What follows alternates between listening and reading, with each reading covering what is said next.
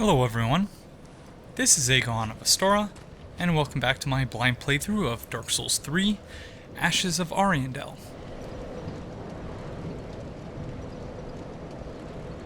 This is episode number 4, being recorded on Tuesday the 25th of October. I hope you're all having a fantastic day, whenever it is you find yourself watching this.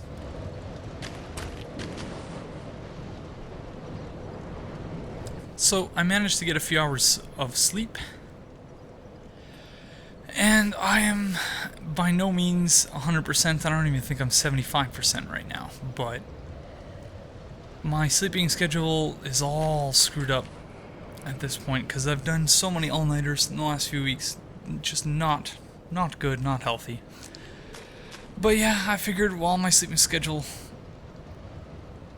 is unlikely to correct itself in the next couple days, that rather than going back to sleep at 9 p.m., I would, try to at least record one episode, do a little bit of editing. I've already edited and rendered the first 2 episodes. The third one is ready to be rendered, so I'm quite pleased with the pace I'm keeping so far. Though I'm not going to be publishing anything until I'm actually done with the DLC. So the first one's already up on YouTube, and I wish I could publish it, but yeah. So we have yet to deal with the crab here, the ice crab, who appears to have aggroed without actually aggroing. So hopefully we can do one at a time. That would be amazing. Please, Mr. Crab, come closer. Let's go over here. Yes. Yes, very good. I rub my hands together menacingly. Oh! Miss all of my dodges.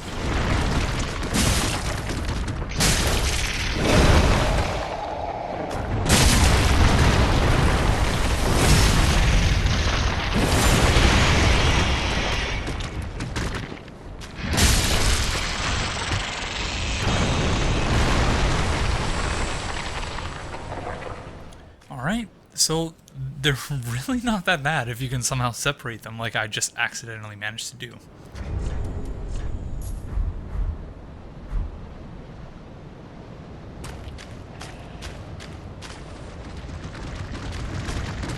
So again, and this can pretty much be the tagline for all of my playthroughs, the blind ones especially. I'm not sure if we deserved it, but we did it.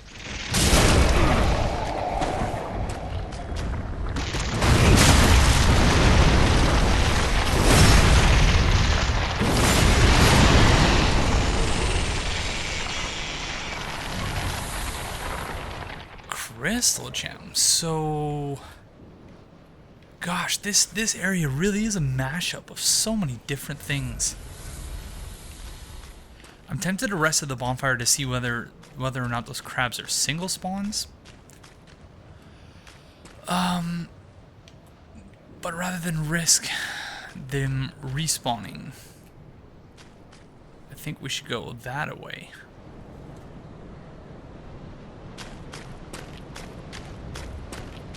They had to have been guarding something at least semi-interesting. I have this terrible feeling that I'm going to fall through the ice at some point. Okay, so there appears to be 2 paths here. Up and down, so using the rules we've already established, we're going to go up.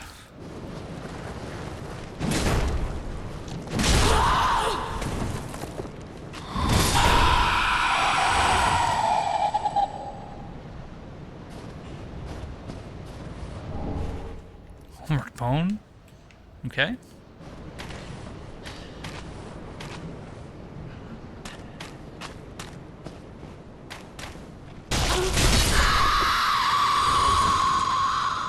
That plunging attack, though.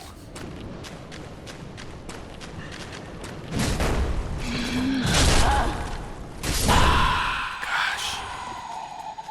You tree ladies are so unsettling. You really are.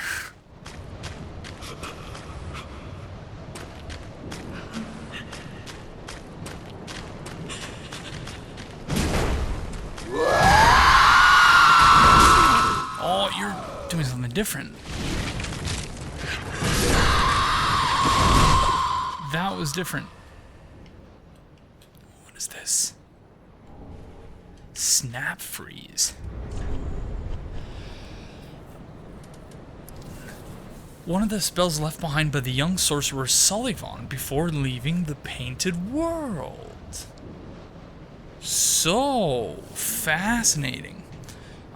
Right when we warped here, the first item we picked up was a Rime Blue Moss Clump, and I was wondering aloud whether or not that was meant to suggest that there was some sort of connection with either Eldritch or Sullivan or Irithyll more generally. And it turns out that, yeah, it very much was. Creates a cloud, wow. And we also picked this up, but didn't actually read it out. One of the spells left behind by the young sorcerer Sullivan. Oh, so we could have actually come to this realization like 2 episodes ago. My bad.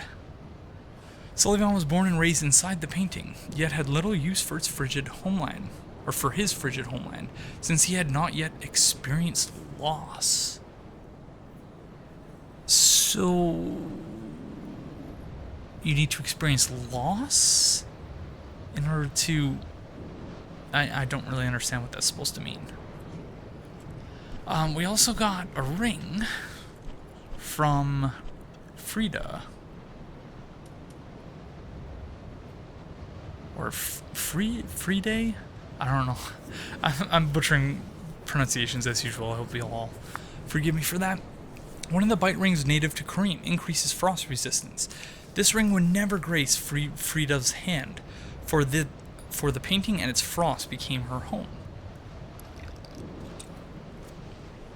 So another very interesting example of integration of gameplay and story. In that, you know, she gave us the ring because she doesn't actually have any use for it herself. Because she has come to embrace the frost. Together with her homeland.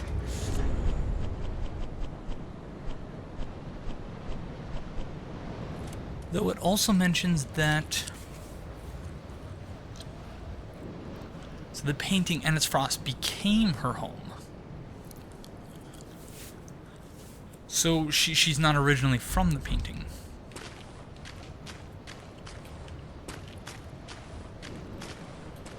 Which is very interesting. I'm trying to see if there's any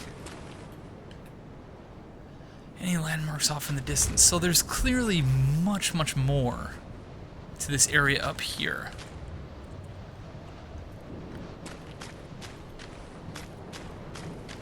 The NPC at the very beginning said something to the effect of the lady he serves, so presumably Frida or Fride, that he asked us to do him a kindness and to show her flame that would help her deal with the rot or something to that effect. That's where we came from up there. So I'm going to assume that we need to bring her a flame of some sort. I don't know what form that would take. Is it like a key item or something? So oh, stop it. So I'm going to assume that the fog gate we saw during the boss fight was right there.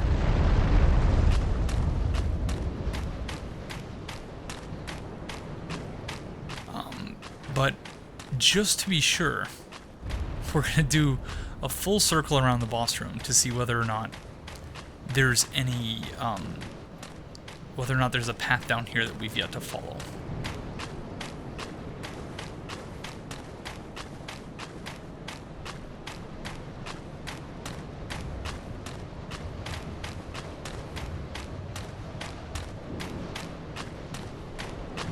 This place really is beautiful, though. Despite my aversion to cold places. And I know that sounds weird coming from someone who lives in Canada, but Toronto's actually much warmer than most people think it is. Though it's certainly not the warmest place to be during the winter. Is that a petal? Yeah, there are petals flying amidst the snow. For a second I thought it was a butterfly.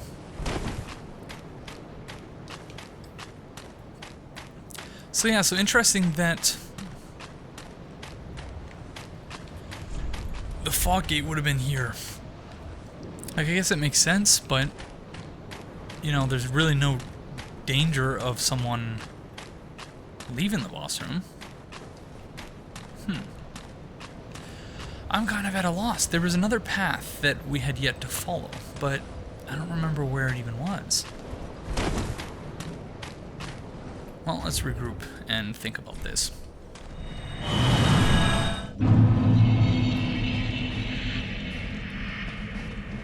So soon that I've already forgotten about our retreat from the eldritch horrors of the previous episode.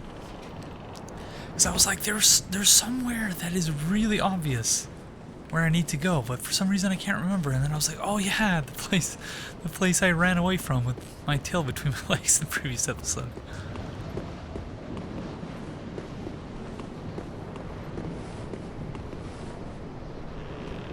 Is this the path? I think that is the path. And the other side had an item, if I recall correctly. Well, let's double check. Oh, or I didn't even go this direction.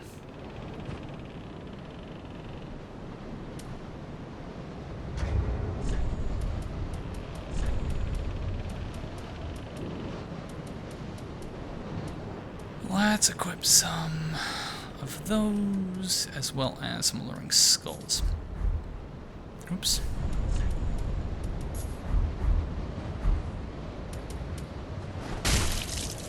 Because there are no... there's no free lunch in the Souls games ever. So if you see an item, chances are it's an ambush.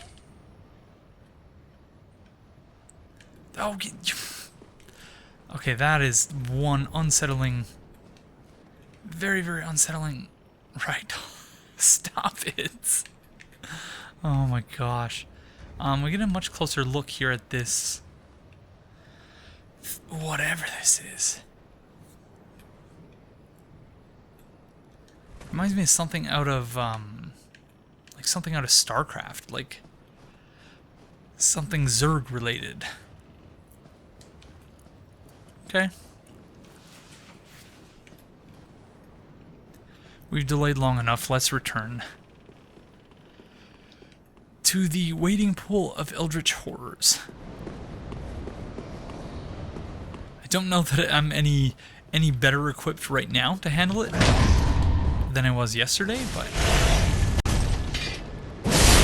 keep forgetting to do a one-handed parry to see if my shield does in fact disappear, or if they did in fact fix it.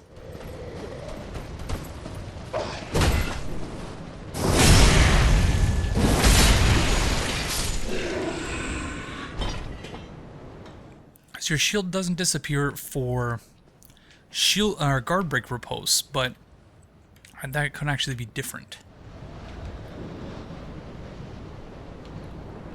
So here's the Surfing USA.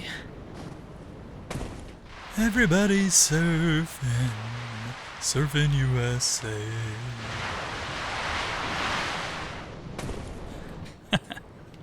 I love the little lip at the bottom. You just sort of jump up.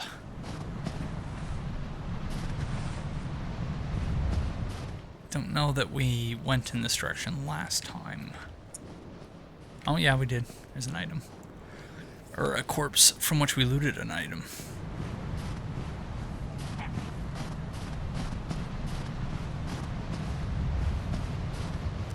I'm terrible at actually assessing the number of paths before me, the number of branching paths.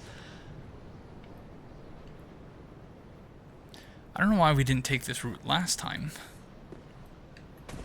because I do remember walking up there, but again, yeah, I was really, really tired there. Oh, gosh.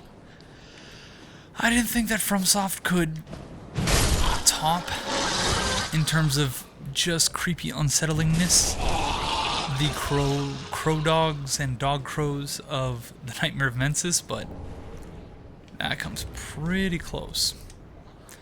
Budding green blossom, green flower-shaped weed with small white blooms. Large temporary boost of stamina recovery speed. Flowers of the green blossom are ethereal, blossoming only on the surface of chilled but not frozen water. Excuse me. Okay, this is something that I meant to do, but I forgot. And that is to look up the definition of ethereal. So, my assumption is that it's something of or relating to ether, so we might need to actually look up the definition of ether. It seems very Aristotelian in the same way that, as is suggested by the human dregs, but yeah, something that we've yet to talk about in Let's Talk Lore. So ethereal, extremely delicate and light in a way that seems too perfect for this world. Interesting. Or, so in an Aristotelian sense, it would be something heavenly, not necessarily something spiritual, but that's another way of understanding it too. So very interesting.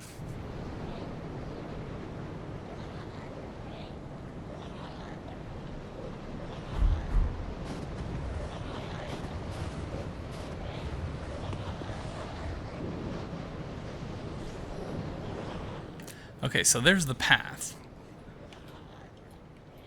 And there's an item in the middle of this island thing here. But it looks like we need to go up there to jump over and get it.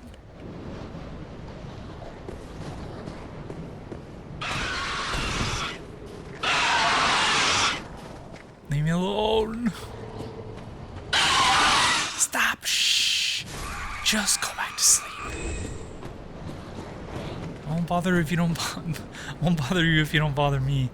Oh gosh. Oh, this is not.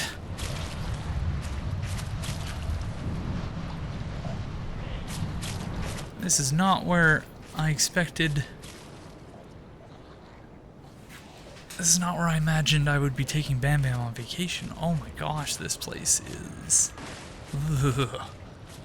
Oh, you are frightening, friend.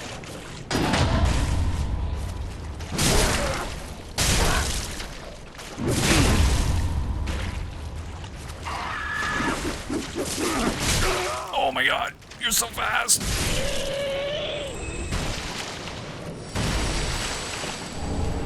Yet another example of From really playing with Uncanny Valley.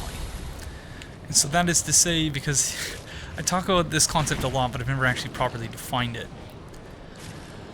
But it's when you're faced with something that is simultaneously sufficiently humanoid-like, or sufficiently like a human, but also sufficiently inhuman, or sufficiently non-human. And the tension generated by those two things, yeah, can really evoke some interesting and occasionally contradictory reactions and emotions, so it's something I find very interesting.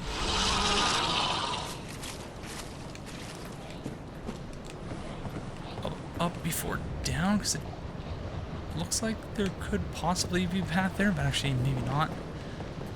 Again, I have terrible recognition. I always think that there are far more directions to go in than there actually are.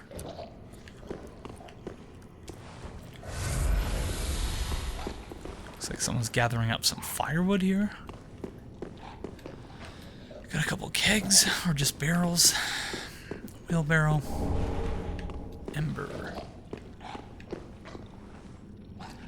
Are you a friend? Did you make me some S's soup, friend? You are a friend. Well, it's no S's soup, but... Hi, friend. Oh, well, there is nothing forlorn about you. You must be the other Ash, I suppose. So again, A, how the heck do they know? And B, who is this other Ash that came before us? And how recently were they here? Both questions I find quite intriguing. Oh, finally, you have come. Oh, wondrous Ash, grant us our wish. Make the tales true, and burn this world away. My lady must see flame, and you have only to show her. You are Ash, are you not? Is it not fire that you seek?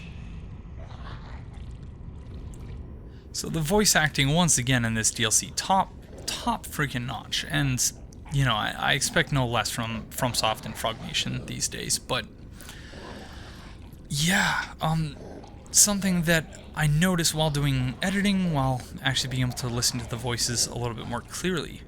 At least 2 of the NPCs appear to be voiced by the same actor who did Ludwig in Bloodborne.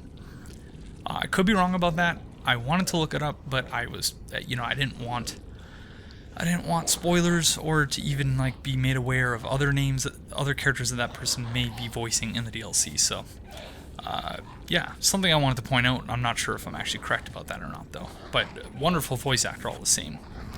Surely you have seen the rot that afflicts our world, but that which fooled the good father and buried the flame, after we had all made up our minds, too. So, please, grant us one wish. Make the tales true, and burn this world away. My lady must see flame, and you have only to show her. So, the guy who tricked us into entering the painting, and into entering the painted world, said something very similar, as we discussed earlier.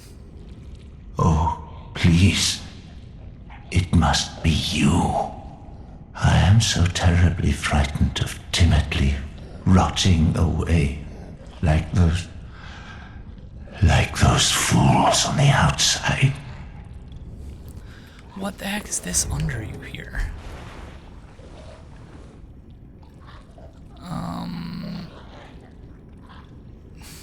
It's child, maybe? Oh, that... Okay. Don't worry, friend, you won't be rotting away. I would make you some Estus soup if I knew how. And if I knew it would help you.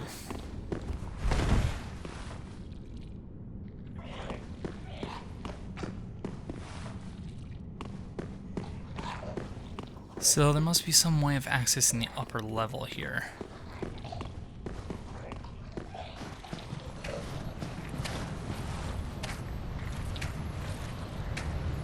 Hi, friend, are you okay? Oh, never mind, that was just its tail. Oh, where are they all walking?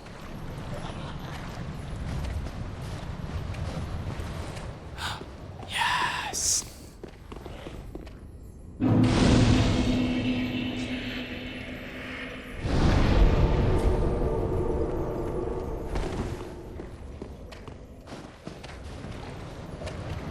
Where are you headed, friend? Is there a meeting in the town square?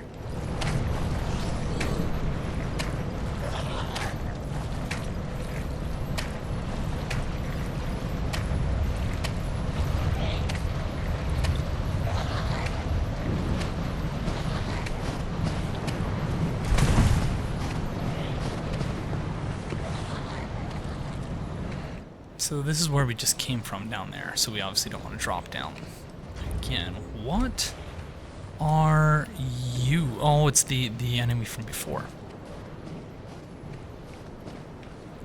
It's like one of the crows, one of the knights of the crows or something, of the Corvians.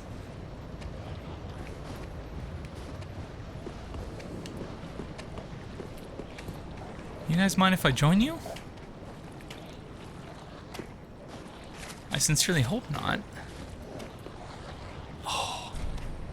Oh, shortcut. Oh, I'm sorry, I'm sorry. It's okay. It's alright.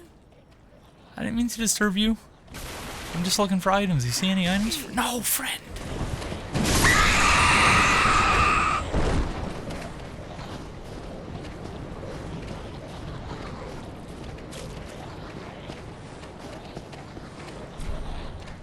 Another shortcut. Wow. So, another thing I'm really bad at is actually gauging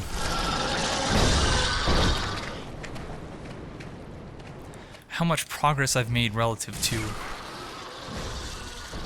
the rest of the expansion. I remember when first playing the old Hunters, I kept thinking, surely it must be over soon, right? Surely it must be over soon. And I can't imagine that this is quite as large as the old Hunters, because that was an enormous expansion. And a wonderful one. But, yeah, I don't know.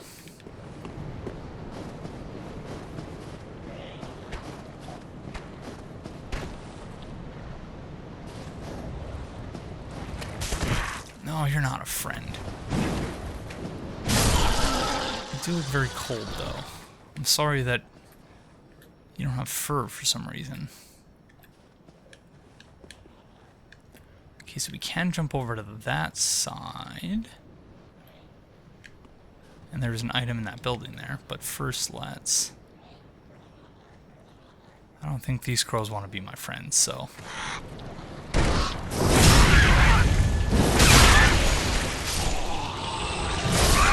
Sorry. Forgive me. So, oh! I almost walked into a hole there.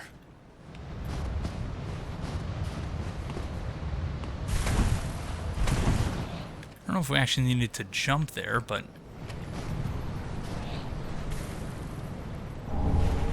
Large soul of an unknown traveler. This is the building from which... Oh, shite! Should have been watching the corner. Should have been watching the corner. We only have 2 blooming purples.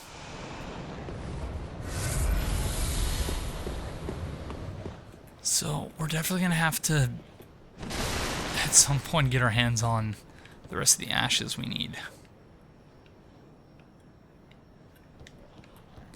So before we jump for that item, let's make sure that there's nothing else here. Aha! No. No, Mr. Crystal Lizard, stop! Gosh darn it. You're lucky I don't really need your upgrade materials anyway. So, there's no way we can make that jump.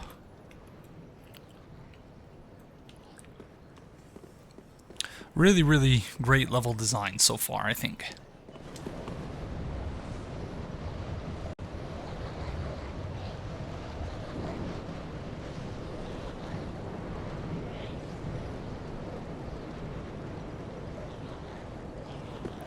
Really, really great level design so far, I think.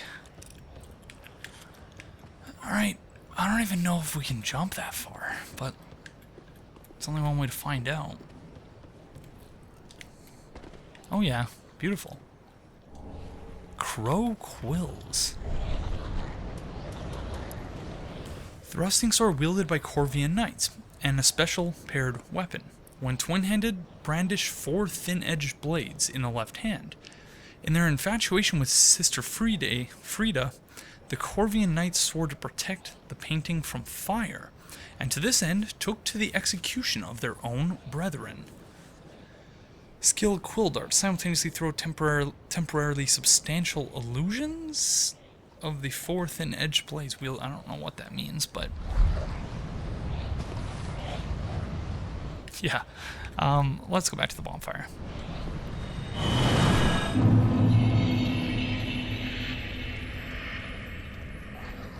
Interesting to note that this bonfire is called the Corvian settlement.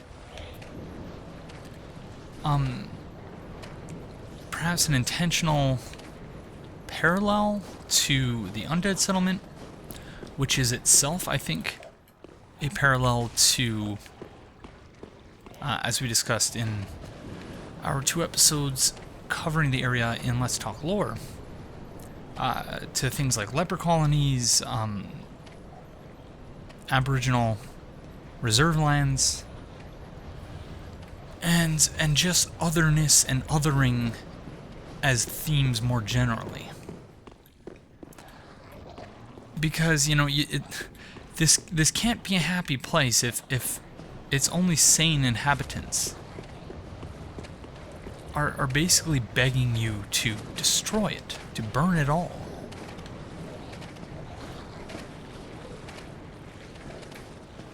I don't know that we followed all the paths we... Oh, it's the other side of the... Okay, I do want to continue following those Corvians, but I do also first want to get out of here. Don't poison me, please. Or inflict me with toxin, whatever it is you do.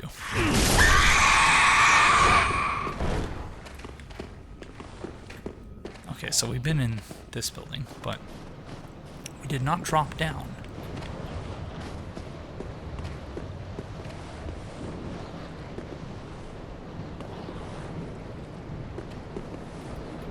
Trying to lock onto this enemy, but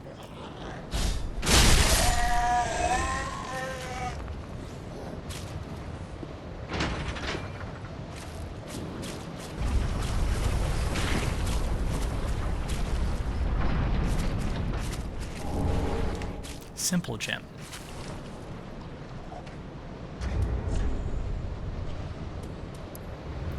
A gem of infused titanite, said to be an object of infatuation for victims of stunted development. Use an infusion to create simple weapons. Simple weapons inflict magic damage and restore FP very gradually. To help even a simpleton muster some metal.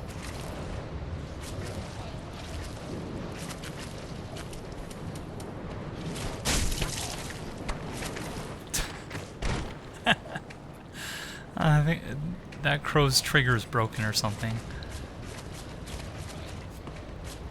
Okay, it's an interesting item to have placed there. For that to be like the only reason that little side path exists, just a simple gem, has to mean some... That has to mean some... Oh, shite, I'm back here. I don't want to go back there. I'd rather face the Corvian Knight.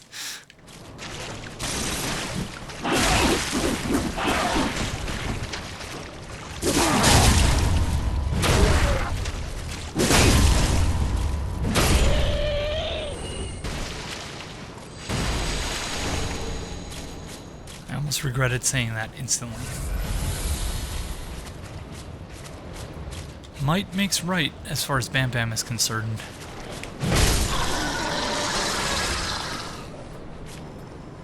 Nope. I've still not gotten used to how sensitive the triggers are. PS4 controller.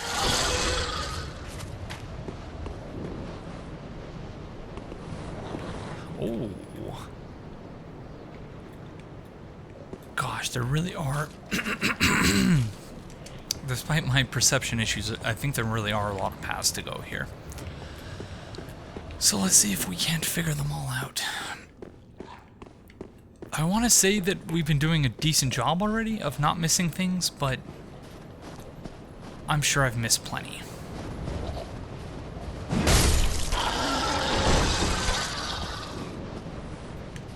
But I don't think it's unreasonable to suggest that, yeah, we're doing a little bit better than we did in my prior blind playthroughs.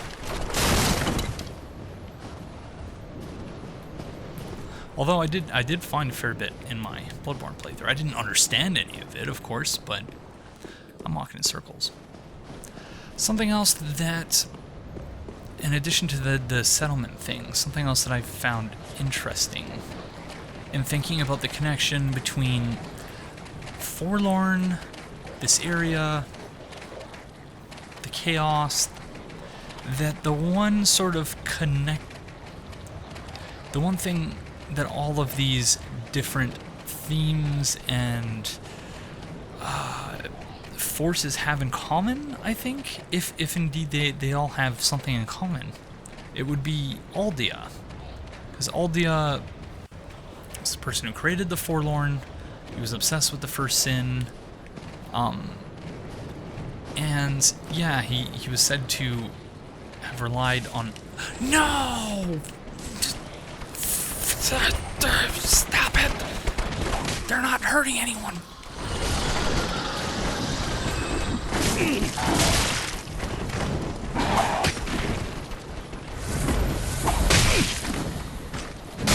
You seem to have gone to the same training academy as the Karthus Knights, or whatever the ones that are called that are... Stop it! Wow. Thank you for that, Estes. We needed it. That is a very intimidating set of attacks. Oh, did he kill them all? I think he did. Not cool. Really not cool. How are we supposed to get into this building?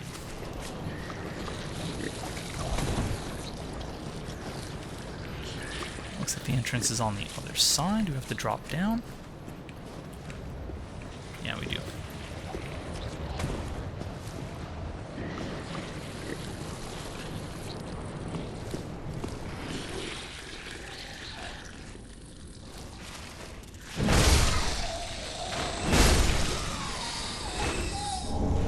Dark gem. So I feel like all of these upgrade materials are trying to tell us something. A gem of infused titanite, born of disembodied humanity, used in an infusion to create dark weapons. Dark weapons inflict dark damage and scale with intelligence and faith. So I don't know what... No, stop it! The Havoc physics engine is messing with my head, I think.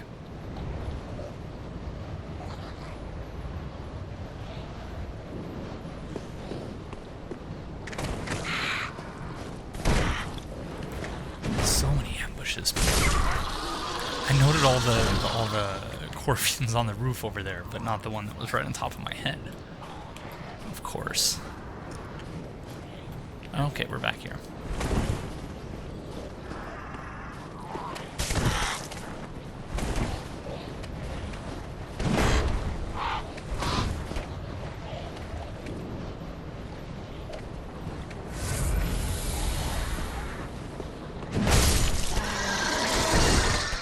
I understand that you're having a hard time and that your stomach hurts, but it's not nice when you have a visitor to your land and just ambushes and things. Oh, that's the most pathetic ambush I've ever seen in a Souls game. And intentionally so, I would imagine. Just the way they sort of like fall off the roof. There's no elegance at all.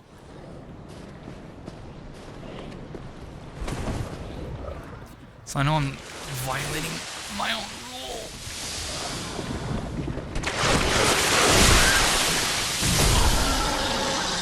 By going down before we go up, but rules are meant to be broken. As I might say if I relied more heavily on cliches. Hi, are you friendly? No, you are not. Oh, man.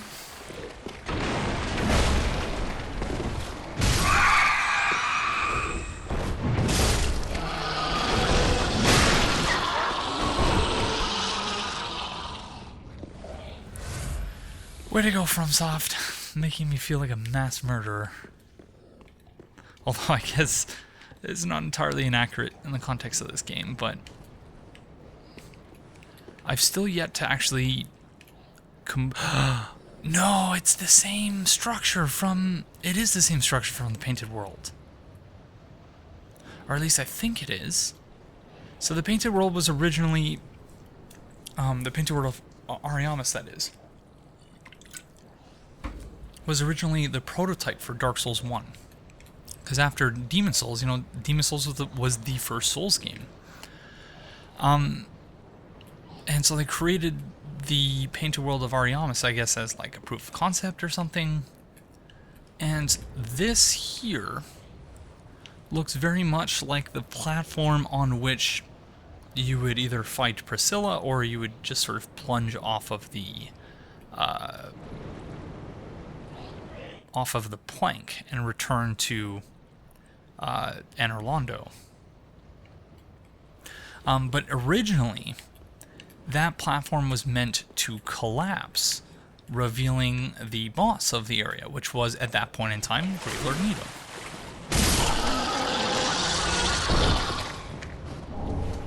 So it just goes to show that questions concerning cut content and repurposed content have always been a thing.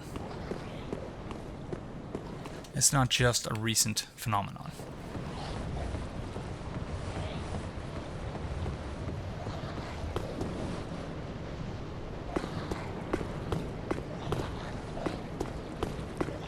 So I feel like we're making progress, but measured by inches as opposed to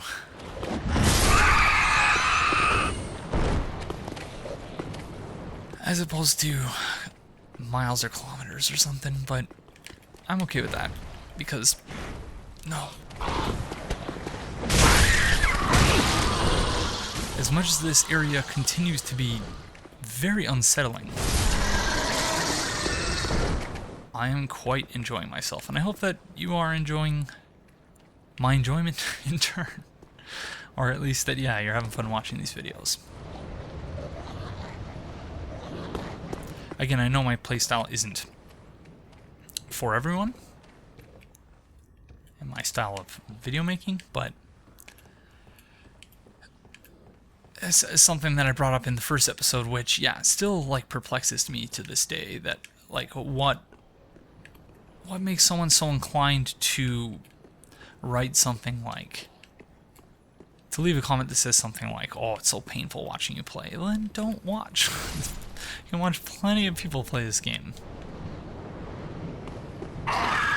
So I hope... Oh, shite.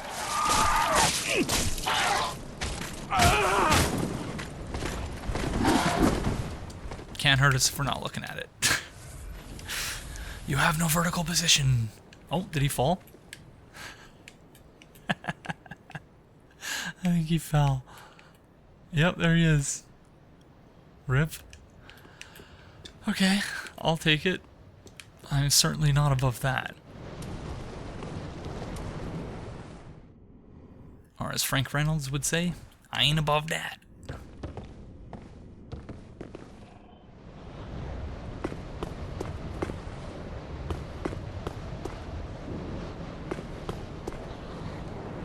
Okay, I feel like we've missed things.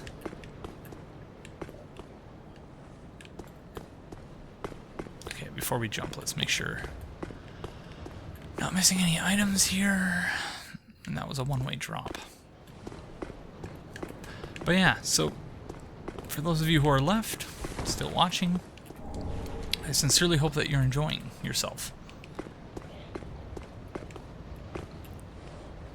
And I hope everyone who's watching this knows that you're certainly not obliged to continue watching if you're not enjoying it.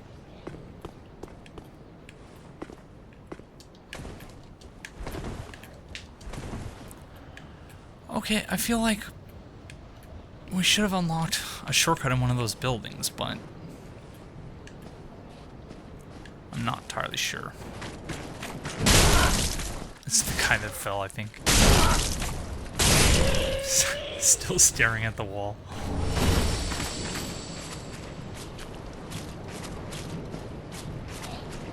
So we've only really had one boss fight so far. And it was a boss that didn't even drop a soul, so that's interesting. And I say that because this strikes me as a possibility for a boss room.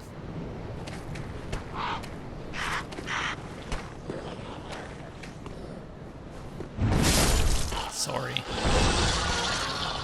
Sorry, Mr. Corvian. Oh, it doesn't open. Okay, maybe not. It's a shortcut.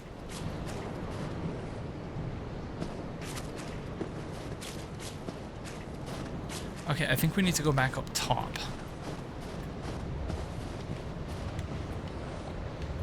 Because, yeah, we appear to be missing something.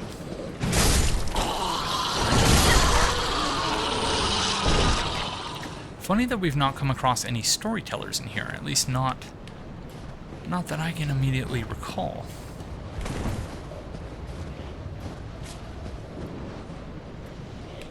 Yeah, we totally should have unlocked at least one of these doors, I think.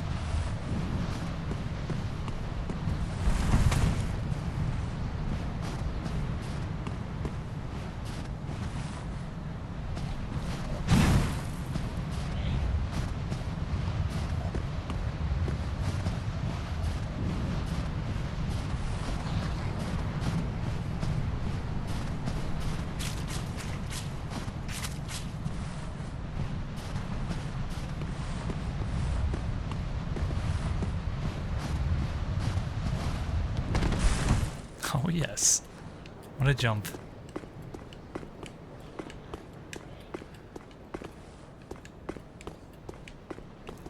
Pretty sure it's a one-way drop, this tower, though. Yeah. Gosh, I don't remember how we got into the previous one. I think it was here.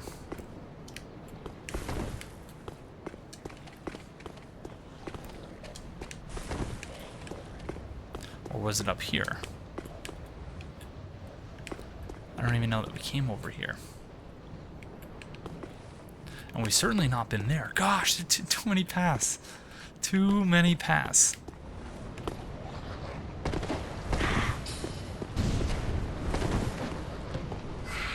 Okay, I think this is a shortcut.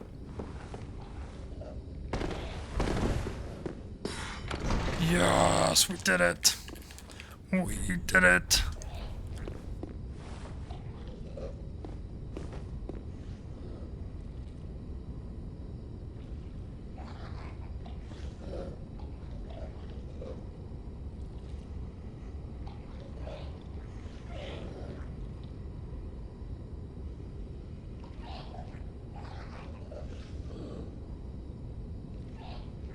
How's that for a ragdoll, eh? It's like stop motion ragdolling.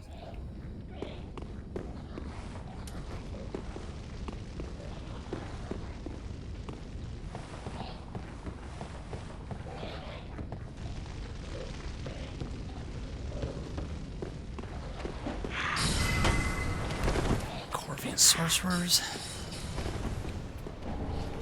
Morsel of an unknown traveler.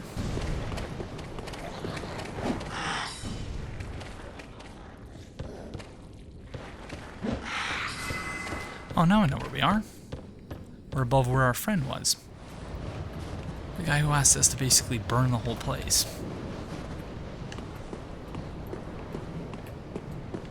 And it's the other side. Beautiful. It's the other side where we jumped onto that little island to grab that item.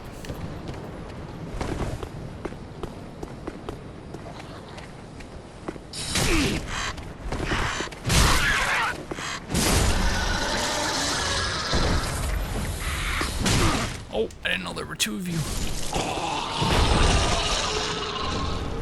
Crow talons. Talons used by Corvian knights inflicts 5 perpendicular slashes, causing heavy bleeding. In their infatuation with Sister Frida, the Corvian knights swore to protect the painting from fire, and to this end they took to the execution of their own brethren. So, same description, I think, as the previous Corvian weapon we picked up.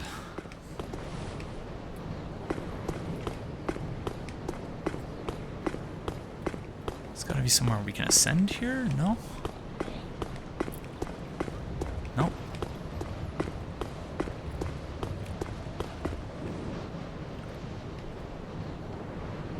So where are we supposed to go?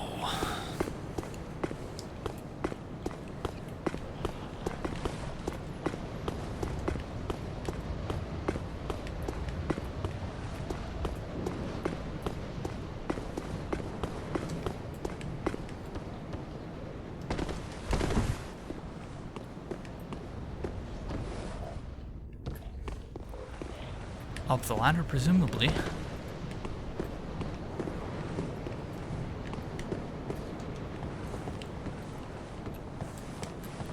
Unless we're supposed to go into that entrance there. Oh, I think I'm lost again.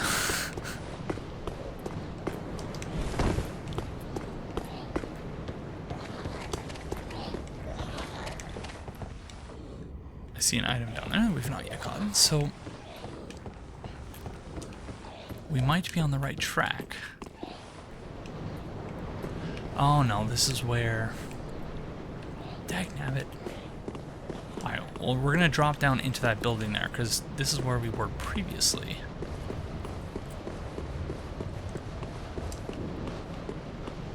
Or is it?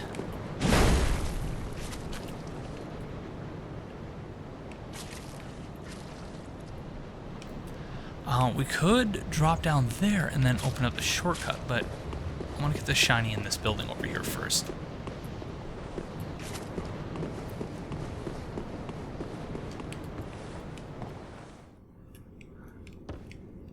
Oh no, it's the wrong building!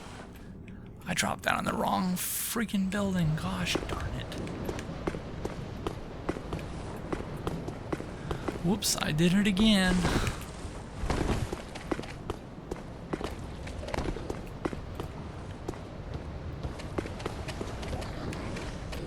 There we are.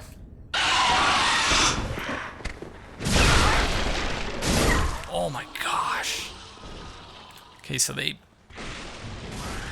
clearly quarantined these three.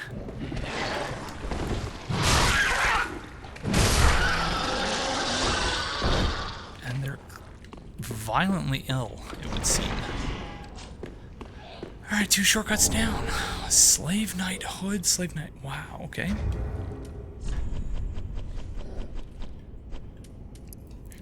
A cloth hood issued to slave knights, colored red to vibrantly signify their stature.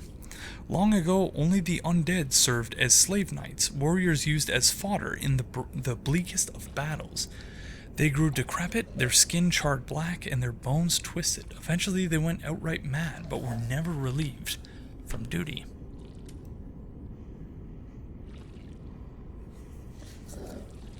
The fine craftsmanship made this a symbol of honor.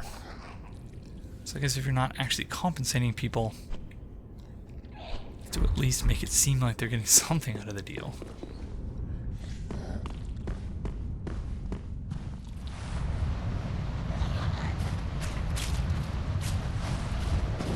Okay. So now I need to remember how to get back up there.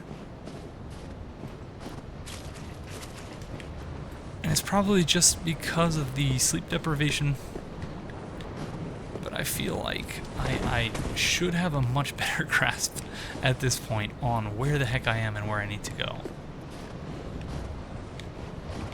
This level design, though excellent, is very disorienting. And perhaps that was the intent. But again, it's probably just that I'm really tired.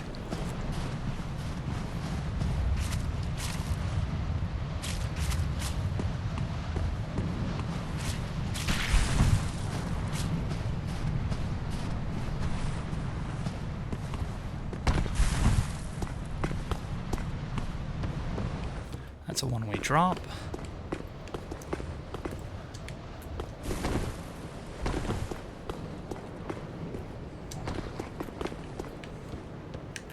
Okay, I think I get it. At least partially.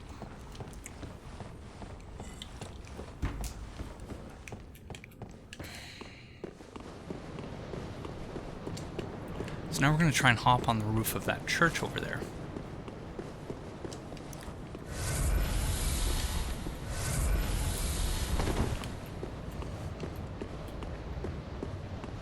Oh, no hopping required, actually.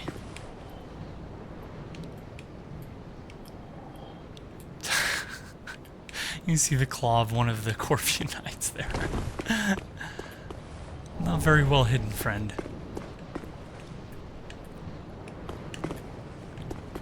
I see a flame of some sort there. Oh, just the sconces, I can't even say that word, on the wall, the torches.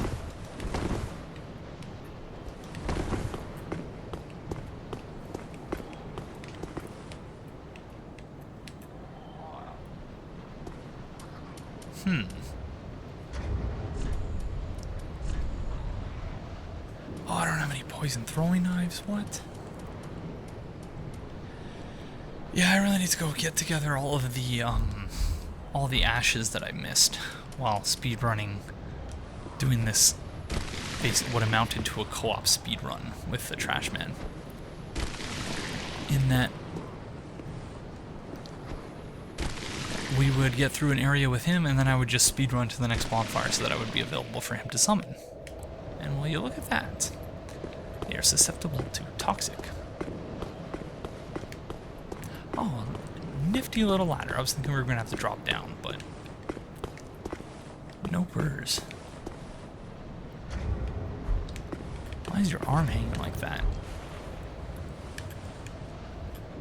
It's almost like it's meant to imply that he's chained up, but then they forgot to actually put a chain there?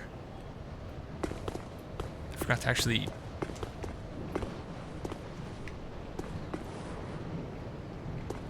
include the bindings themselves?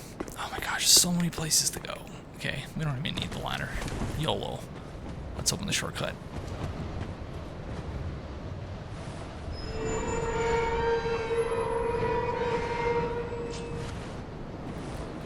Alright, I think that's going to do it for this episode. So thank you all very, very much for joining me, and I will see you in the next one. Bye-bye.